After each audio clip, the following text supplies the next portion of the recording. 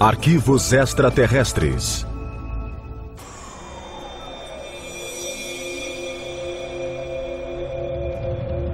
(2 de outubro de 1997). O Irangê Holanda, capitão reformado da Força Aérea, estava em sua casa em Cabo Frio. O ex-piloto e paraquedista havia se aposentado em 1992. Desde então, ele lutava contra uma doença. O coronel Holanda sofria de depressão crônica desde o início da década de 90.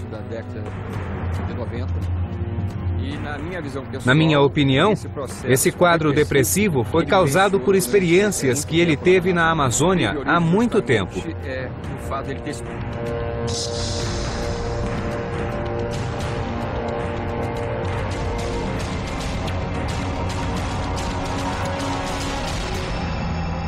Naquela noite, quando a filha de Holanda subiu as escadas para o quarto, deparou-se com uma terrível cena.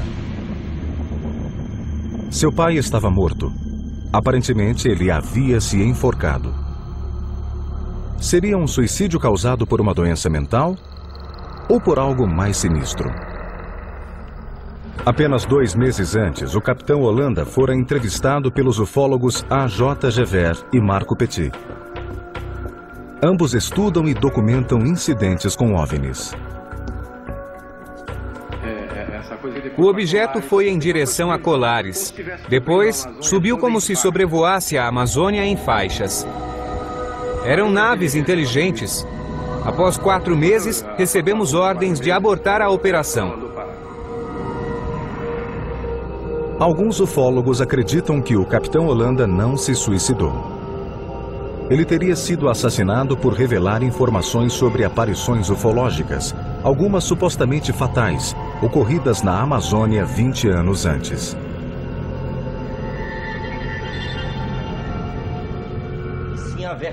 Ele foi testemunha como comandante da principal operação de pesquisa ufológica já feita no país.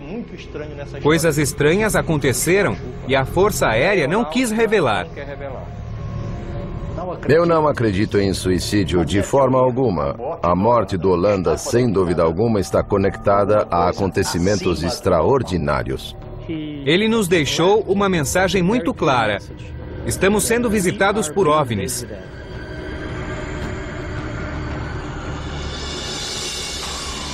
O caso Roswell brasileiro.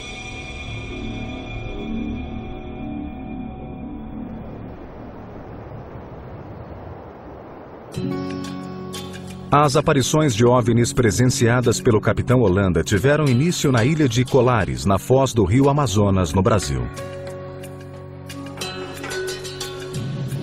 Apesar de estar a apenas 2 horas da agitada cidade de Belém, Colares está anos distante em termos culturais e tecnológicos. São pessoas pobres, são pescadores e agricultores que levam uma vida muito pacata.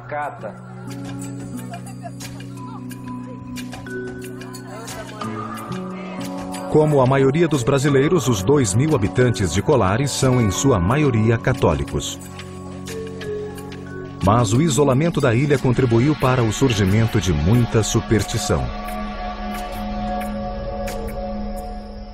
Acreditam que a ilha é misteriosa e que muitos fenômenos acontecem lá. Os moradores de Colares têm suas lendas e tradições. Emídio Campos Oliveira, de 71 anos, é um antigo morador da ilha. Há quase 30 anos, ele testemunhou uma série de eventos extraordinários que mudariam a vida em Colares para sempre. Depois que o feixe luminoso sumiu, tive uma sensação estranha. Senti uma coisa me queimando. Eu fui atingido aqui. A mancha era circular, era vermelha com um ponto preto no meio. Tudo começou em uma noite quente de outubro de 1977. Às 23 horas, Oliveira preparava-se para dormir. Ele recebeu um beijo de boa noite da mulher deitado na rede da sala onde costumava dormir. De repente, um feixe luminoso invadiu a sala. A luz vinha de cima e era tão potente que penetrou pelas telhas de cerâmica do teto. De repente, surgiu uma luz brilhante. Ela desceu do teto e atacou a minha coxa. Eu senti como se estivesse queimando minha coxa. A luz era muito forte. Era muito forte. Tão rápido quanto veio, a luz desapareceu. Incapaz de encontrar uma explicação para o que acontecera, ele voltou a dormir.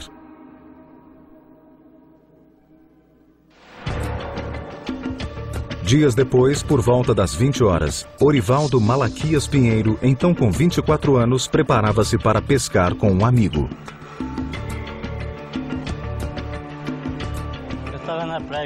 Eu estava na praia. Jogamos a rede, mas não conseguimos pegar nada. Então, puxamos a rede e começamos a procurar outro lugar para jogá-la e pegar alguns peixes. Os pescadores esperavam calmamente pelos peixes. De repente, o amigo de Pinheiro notou uma luz voando baixo pelos céus. Não havia barulho e nem cheiro. Meu amigo olhou para o mar e viu a luz se aproximando do horizonte em nossa direção. Ficamos assustados e fomos embora correndo. Os dois homens correram para a cidade. Em estado de pânico, contaram aos outros moradores o que haviam presenciado. Então perceberam que não eram os únicos a testemunharem estranhas aparições. Outras 12 pessoas afirmaram terem sido perseguidas, caçadas e atacadas pelas misteriosas luzes.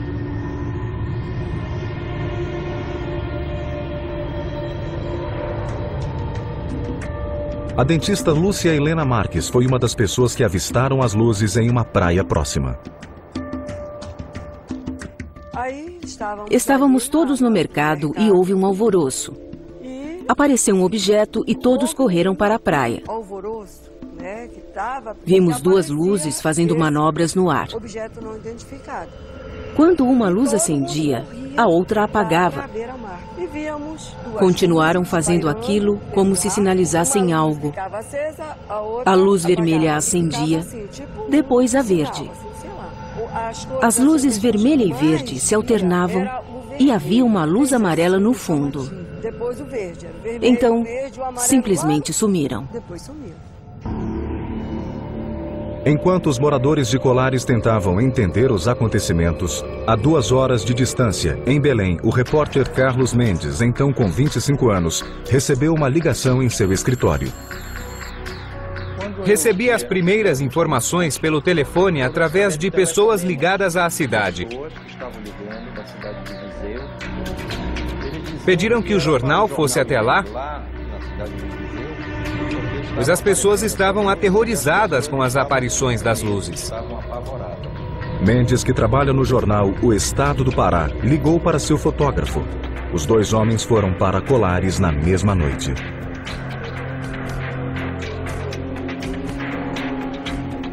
Ao chegarem, os homens foram interpelados pelos moradores que desejavam contar a história dos misteriosos raios luminosos.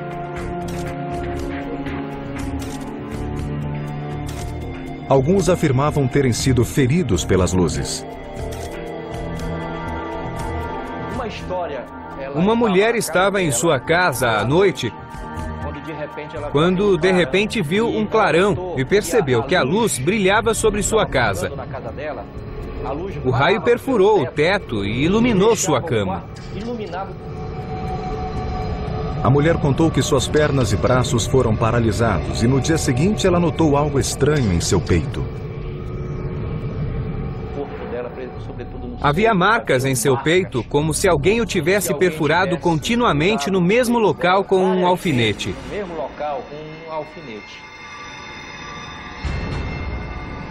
Outras supostas vítimas relataram histórias parecidas.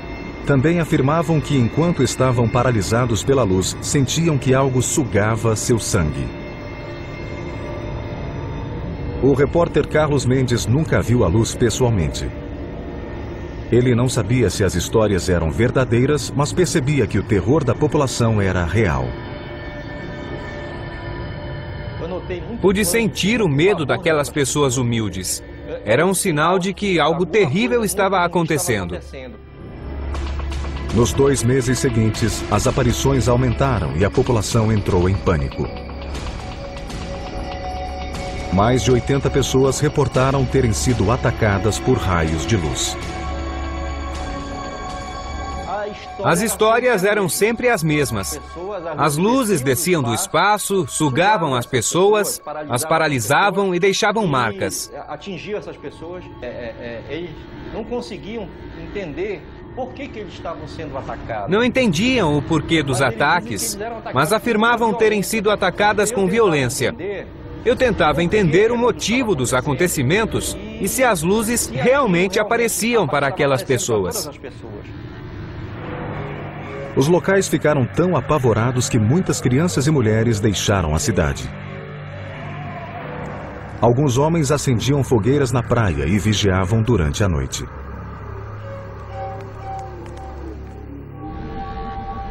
Outros se trancavam em casa com medo dos ataques. Senti o medo das pessoas.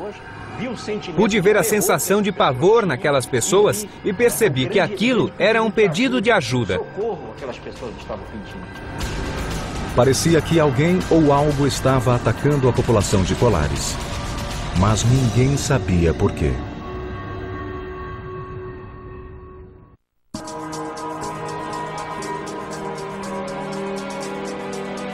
Setembro de 1977. O pânico tomara conta da remota ilha de Colares, 110 quilômetros ao norte de Belém. Dezenas de moradores afirmaram terem sido atacados por estranhas luzes emitidas por objetos não identificados nos céus. Na época, a doutora Velaide Carvalho, então com 24 anos, era a encarregada do posto de saúde local. Ela estava na ilha há apenas 6 meses. Naqueles últimos dias, a jovem médica viu um aumento no número de pacientes. Muitos declaravam terem sido feridos pelas misteriosas luzes. As pessoas não paravam de aparecer e comecei a me irritar, pois achava que era algum tipo de alucinação em massa, um delírio coletivo. Apareceram cada vez mais casos, mas permaneci cética, achando que todos haviam enlouquecido por alguma razão. Por algum motivo. Os sintomas examinados eram sempre os mesmos. Os pacientes exibiam queimaduras de radiação e estranhas marcas de perfuração. O médico Daniel Rebisso estudou os eventos de Colares. As marcas ficavam geralmente na altura do tórax. Havia marcas nos ombros, no peito, na coxa, na perna e geralmente as queimaduras eram pequenas. Não eram grandes, mediam no máximo 15 centímetros de diâmetro. A doutora Velaide observou pequenas papilas, como se fossem pequenas injeções no local das feridas.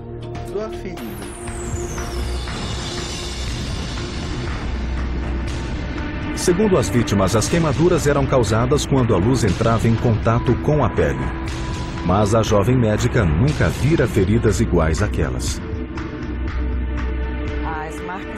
As marcas causadas pelas queimaduras ficavam pretas de repente, como se tivessem acontecido há 10 dias. Mas muitas vezes haviam sido feitas há apenas 10 minutos. Mas os casos mais graves ainda estavam por vir. Em setembro, ela examinou uma mulher cujos parentes afirmavam ter sido atacada dentro da própria casa por uma luz forte. Ela chegou carregada pelos familiares. Já estava tendo espasmos, como se estivesse sofrendo um ataque cardíaco. Sua boca estava travada, os olhos fechados. Ela não apresentava nenhum reflexo. Carvalho tentou estabilizar a condição da mulher, mas não havia sinal de melhora. Eu não podia fazer mais nada. A única coisa que podíamos fazer era colocá-la em um carro, pois não tínhamos ambulância, e levá-la até Belém. Carvalho esperou por novidades sobre o estado da mulher. 5 dias depois, surgiu outro caso grave. Era uma mulher cujas testemunhas diziam ter sido atingida por um forte raio de luz no quintal de sua casa. Ela foi trazida por uma viatura em um estado de rigidez tão profundo que não pôde ser colocada dentro do carro. Ela veio deitada no banco de trás, com as pernas para fora da janela, pois não conseguiram dobrá-las. Carvalho também mandou essa paciente para a cidade. Logo, a médica recebeu notícias do hospital de Belém sobre suas pacientes. Ambas estavam mortas. Fiz uma solicitação para que determinassem a causa-mortes, para que a população soubesse o que havia acontecido. Mas a causa-mortes foi declarada como desconhecida. Carvalho não acreditava que sua paciente fora atacada por raios luminosos. Ela suspeitava que a crescente histeria das aparições causara um ataque cardíaco ou derrame. Com o objetivo de acabar com o pânico, Carvalho e outros oficiais da cidade pediram ajuda ao prefeito. Em setembro, o prefeito contatou o Comando Aéreo Regional da Força Aérea Brasileira, conhecido como Comar. Então, o Comar nomeou o capitão Yuranger Holanda para liderar uma equipe de oficiais da Força Aérea em uma investigação dos estranhos eventos da ilha. O repórter Carlos Mendes, que pesquisava os eventos em Colares à época, acredita que a equipe de Holanda foi enviada devido à intensa atividade de guerrilheiros comunistas na região. Segundo Mendes, a Força Aérea imaginava que as luzes fossem causadas por armas disparadas na selva e a missão de Holanda era encontrar os rebeldes. Acredito que o principal objetivo dos militares em Colares era descobrir se havia alguma atividade subversiva de agentes comunistas. Mas, se esse era o objetivo do projeto, ele recebeu um nome curioso. A missão do capitão Holanda foi batizada de Operação Prato. Rapidamente, uma equipe foi reunida. Penon Frias, com 37 anos na época, foi escalado como piloto. Havia suspeitas de que alguém estava violando o espaço aéreo brasileiro. Não sabíamos qual país, mas alguém estava violando nosso espaço aéreo. A Força Aérea tinha a obrigação de verificar o que estava acontecendo. No início de setembro, Holanda e sua equipe de oficiais, engenheiros e cientistas chegaram em Colares. Os homens levantaram abrigos e armaram telescópios e câmeras próximo à praia.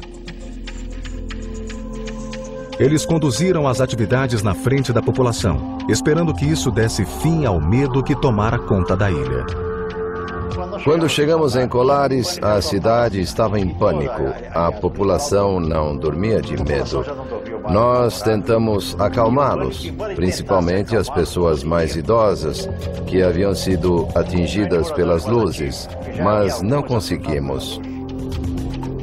Uma vez em Colares, a equipe da Operação Prato tentou coletar o maior número de informações.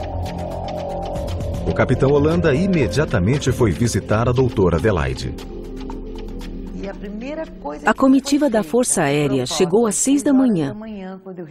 E a primeira coisa que me propuseram foi que eu começasse a dizer à comunidade que os pacientes que chegavam até mim haviam sido vítimas de uma histeria coletiva.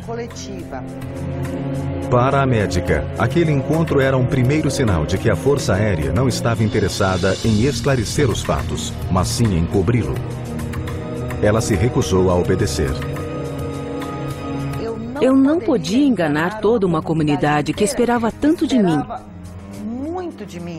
Principalmente apoio e credibilidade. Holanda também falou com testemunhas locais, incluindo Emídio Campos Oliveira, na época com 48 anos. Um morador que fora atingido na coxa pelo raio luminoso. Eles vieram me ver, fotografaram o local onde fui atingido. Os únicos que viram minha marca foram as pessoas da Força Aérea. Eles viram a minha marca. As aparições continuaram nos 4 meses seguintes. A equipe do capitão Holanda seguiu coletando informação das testemunhas e oficiais da cidade. O equipamento de vigilância funcionava 24 horas por dia. Mas a Força Aérea não revelou suas descobertas ao público.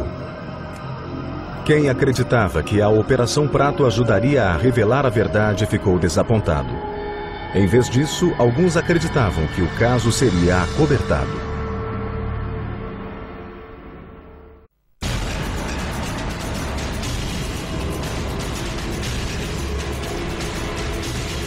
Em outubro de 1977, a Força Aérea Brasileira foi chamada para investigar estranhos acontecimentos em Colares. Moradores afirmavam terem sido atacados por OVNIs com potentes raios de luz. Após os encontros, algumas pessoas exibiam estranhas marcas de queimadura.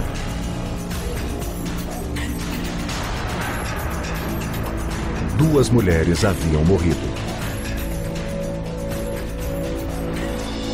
O projeto Operação Prato, sob comando do capitão Irangê Holanda, coletava informações das misteriosas aparições. Os militares não levaram armas para Colares. Suas armas eram máquinas fotográficas, muitas máquinas fotográficas. Durante 4 meses, Holanda e seus homens tiraram fotos e fizeram desenhos.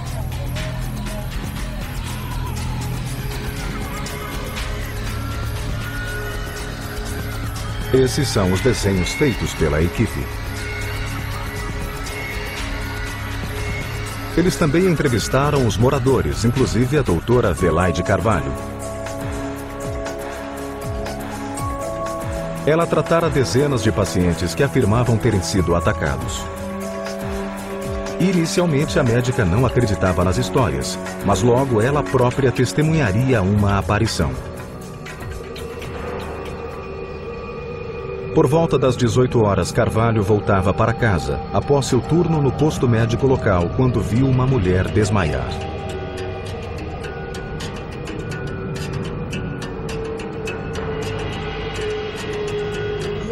Olhei para cima e vi aquilo que eu recusava a acreditar. Eu achava que aquilo fosse delírio, loucura, invenção de pessoas em busca de atenção. Mas eu vi o objeto flutuando na altura de um prédio de 10 andares. O objeto era cilíndrico. Carvalho, de repente, sentiu-se paralisada pela visão. Não tinha cor de aço inoxidável, nem cor de prata. Era diferente de tudo que eu conhecia. Tinha uma cor nunca vista e se movia em círculos. Estava bem em cima de mim. Fazia movimentos circulares e voltava. De acordo com os relatos das testemunhas, naquele exato momento a Força Aérea captou um sinal no radar em uma praia próxima. Enquanto a equipe se preparava para focar suas câmeras e telescópios, o objeto desapareceu. Ele voltou-se para a baía e sumiu em direção ao mar. Holanda e sua equipe continuaram as investigações em Colares. Eles reuniram 500 fotos e 15 horas de filmagem, mostrando o que pareciam ser luzes brilhantes nos céus.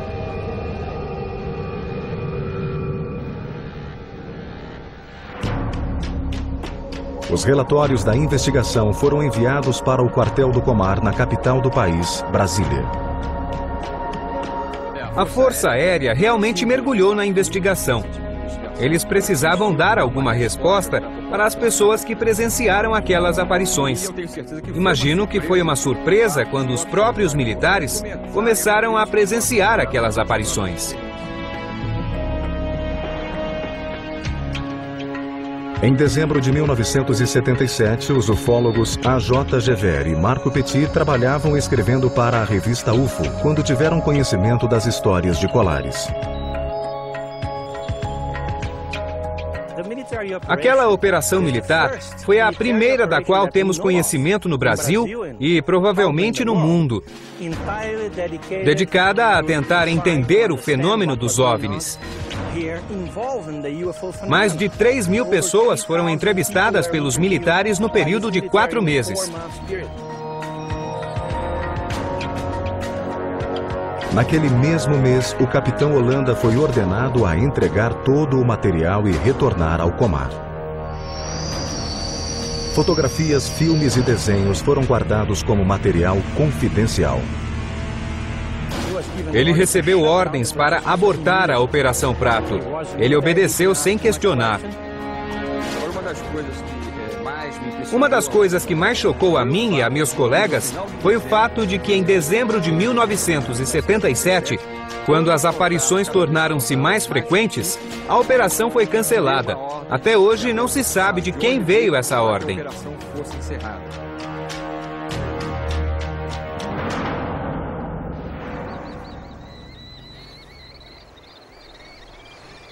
Nos meses seguintes, os relatos de estranhas aparições e ataques misteriosos diminuíram. Em pouco tempo, as histórias sobre as misteriosas luzes nos céus viraram uma lenda local.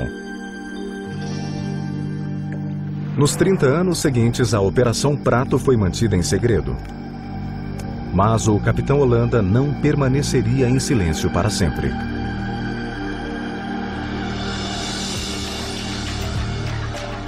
Em 1997, ele decidiu encontrar A.J. Gever e Marco Petit em uma entrevista gravada nos arredores do Rio de Janeiro. Nessas imagens raramente exibidas, o capitão oferece seu assustador relato do que aconteceu na ilha. A nave iluminou-se com o som de um trovão. Era uma luz muito forte e brilhante. Então partiu em uma velocidade incrível rumo à atmosfera e desapareceu entre as estrelas.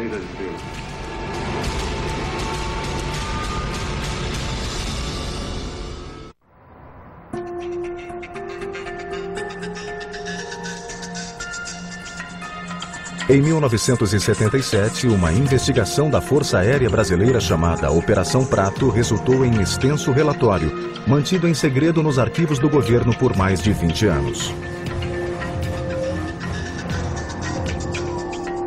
Os arquivos continham 500 fotos e 3.000 entrevistas com testemunhas supostamente atacadas por luzes brilhantes vindas dos céus da ilha amazônica de Colares.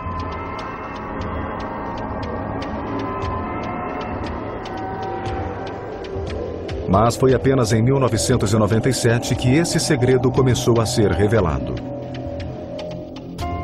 Junho de 1997. O ufólogo e editor da revista UFO, A.J. Gever, estava trabalhando quando recebeu um telefonema. Do outro lado da linha estava o capitão Wirangê Holanda. Ele comandou a equipe da Força Aérea enviada para Colares em 1977. Ele me ligou e disse que admirava meu trabalho. Disse que eu fazia a coisa certa, mas que no passado não pudemos conversar, pois ele estava no exército. Mas agora ele estava aposentado e se eu quisesse conversar, poderia visitá-lo. Logo, Gever e seu co-editor, Marco Petit, foram visitar Holanda. Por 2 dias, os 3 homens se reuniram na casa do capitão em Cabo Frio, próximo ao Rio de Janeiro. Eles filmaram toda a entrevista. Era um homem muito lúcido. Sua memória era muito boa. Ele podia relatar com detalhes coisas que haviam acontecido há 20 anos, com uma precisão que nos impressionou.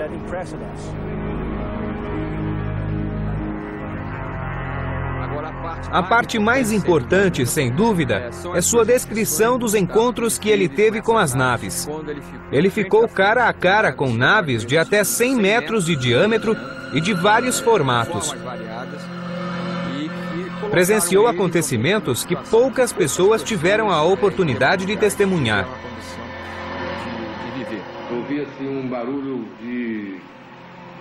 Ouvi um barulho parecido com um ar-condicionado, um som repetitivo.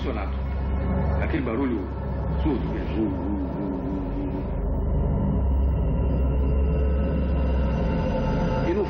E ao fundo havia outro som, como um ruído de estouro. Esse barulho vindo da nave era muito nítido. Holanda descreveu em detalhes 3 diferentes encontros com as naves alienígenas.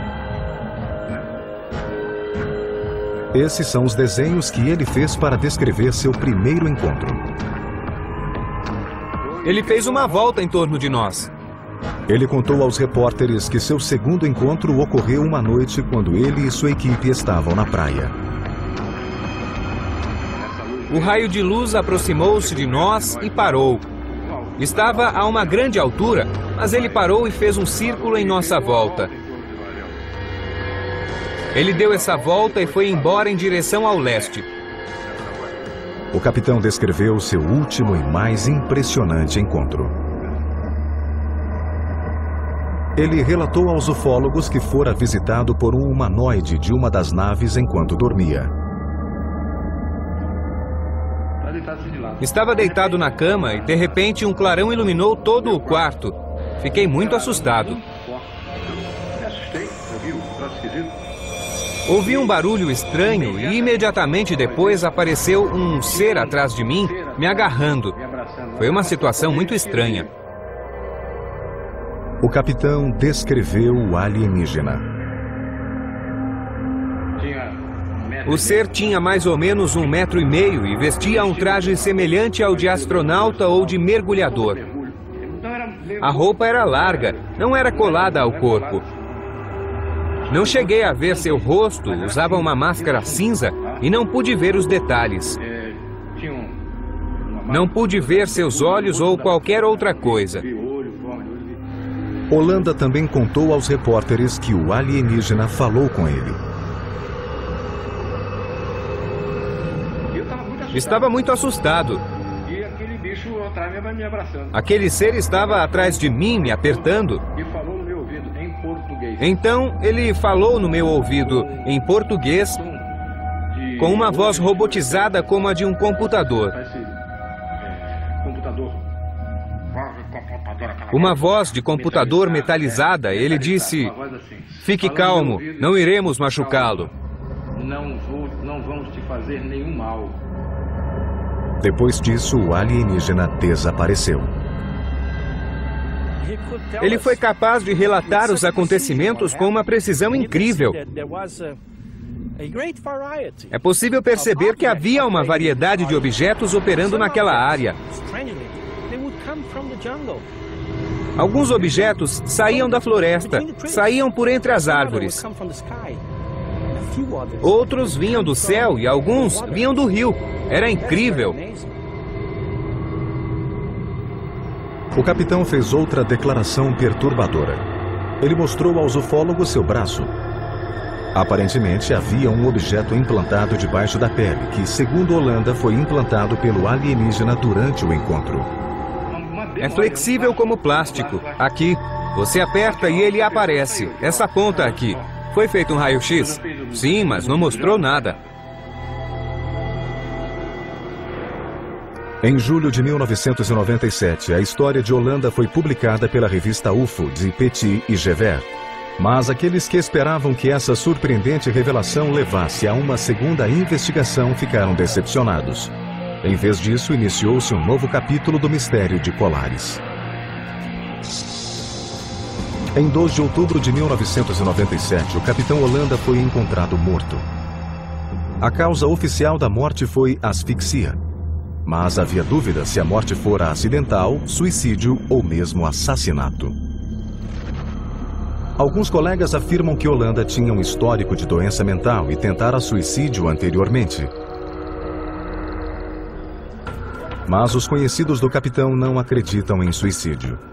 Seu copiloto, Pinon Frias, suspeita que ele tenha sido assassinado. O Holanda nunca tiraria a própria vida. Eu não posso acusar ninguém, mas ele nunca colocaria uma corda no próprio pescoço e depois se enforcaria. A J. Gever discorda de Frias. Ele tirou a própria vida. Foi uma decisão dele, pois estava deprimido. Mas esse homem nos deixou uma mensagem muito importante. Nós estamos sendo visitados por OVNIs. E a Força Aérea e o governo brasileiro têm conhecimento disso. Em março de 2004, a J. Gever e Marco Petit decidiram agir. 6 anos após a morte do capitão, eles exigiram acesso ao relatório confidencial de Colares com uma campanha intitulada UFOs, Liberdade de Informação Já. Eu acredito, como ufólogo e cidadão brasileiro, que esse tipo de informação não deve ficar restrita aos quartéis e arquivos militares. A população precisa ter acesso a isso.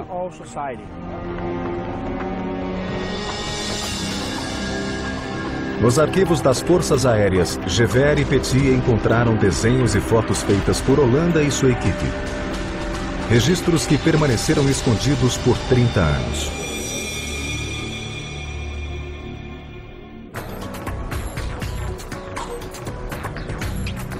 Em 20 de maio de 2005, os ufólogos brasileiros A.J. Gever e Marco Petit e outros investigadores de OVNIs chegaram no quartel da Força Aérea Brasileira para examinar documentos que o governo liberara após ser pressionado. Esses arquivos continham informações sobre a investigação militar de 1977 chamada Operação Prato. Gever e Petit acreditavam que os registros continham informações sobre atividades alienígenas na ilha de Colares. O brigadeiro disse que havia recebido uma ordem do comandante da Força Aérea Brasileira para liberar todos os arquivos. Teríamos acesso a toda a informação. Mas, na verdade, os ufólogos não tiveram acesso a todos os documentos sobre os incidentes.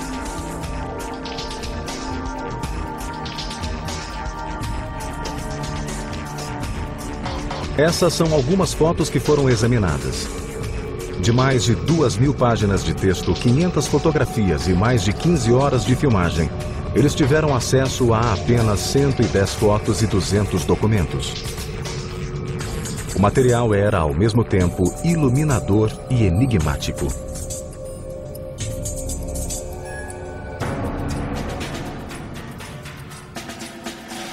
Era uma prova de que o governo brasileiro gastou muito tempo investigando as aparições.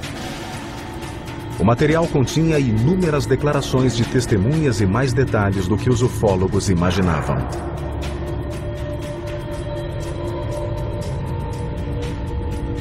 Gever e Petit não tiveram permissão para ver os filmes, mas publicaram fotografias tiradas pelo capitão Holanda, comandante da Operação Prato.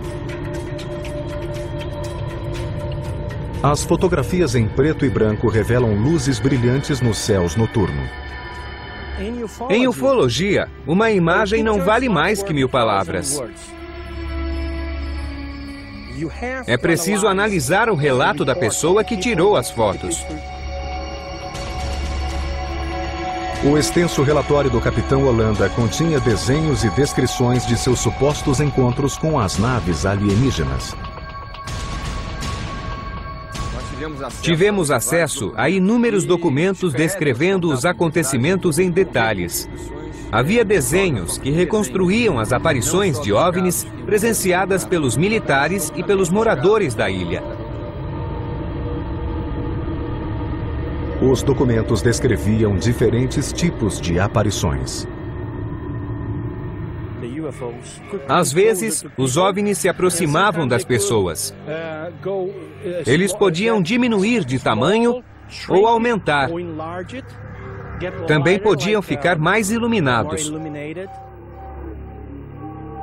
O relatório terminava descrevendo as queimaduras e picadas supostamente causadas pelas luzes, mas não provava se havia conexão entre os fatos. O relatório deixa essa e outras questões sem resposta. Ele não especifica a fonte das luzes e, ao mesmo tempo, não desmente as especulações de que elas vinham de naves alienígenas.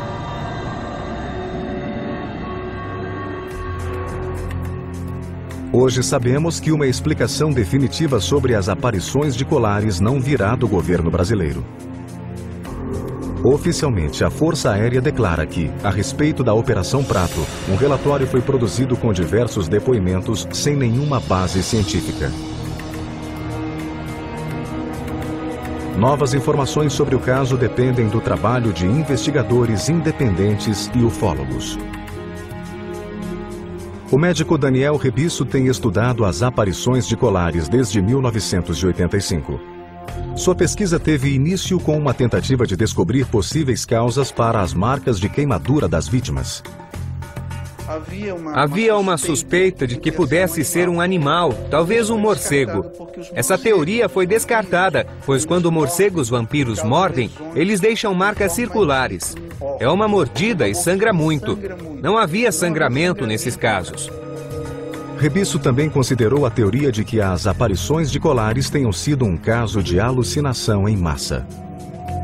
Cogitou-se a possibilidade de alucinação em massa, que teria feito com que as próprias pessoas se machucassem, se arranhassem. Mas não foi isso que aconteceu.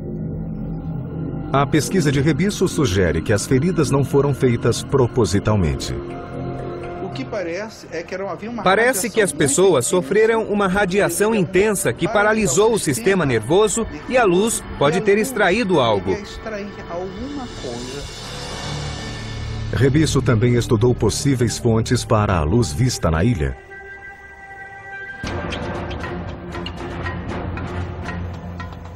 Na época das aparições, o governo brasileiro lutava contra guerrilheiros comunistas no estado do Pará, onde Colares está situada.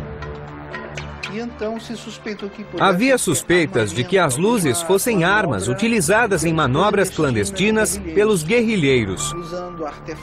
Um artifício para assustar a população e fazer com que armas e munição fossem enviadas para o estado do Pará. Apesar das suspeitas de atividades de guerrilheiros, o governo não negou nem confirmou essa hipótese.